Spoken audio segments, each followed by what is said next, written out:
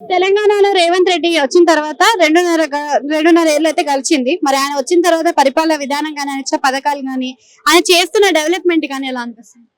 మామూలుగానే ఉంది. అంటే ఏం మార్పు కనిపించలేదా మీకు? మార్పు ఏం రాలే ఇప్పటిదాకా.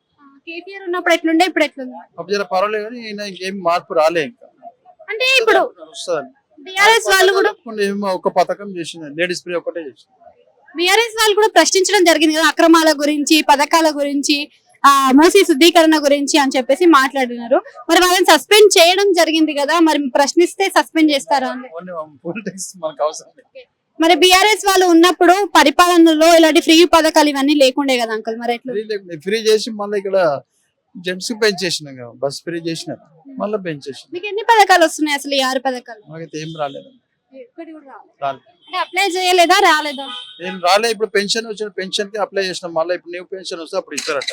అంటే బీఆర్ఎస్ పార్టీ ఉన్నప్పుడు మనకి డబుల్ బెడ్రూమ్ లో అవన్నీ ఉండేవి కదా, ఇప్పుడు ఇందిరమ్మ ఇంట్లో అంటున్నాడు, మరి అవైనా వచ్చినాయి అంటారా? మాకైతే రాలే, వేరే వాళ్ళకి వస్తున్నాయి, మాకు రాలేదు. అంటే దీంట్లో ఏమైనా మార్పు కానీ, చేర్పులు కానీ, డెవలప్మెంట్ కానీ ఏం కనిపించలేదు అసలు మీకు? కనిపిస్తుంది మామూలుగా.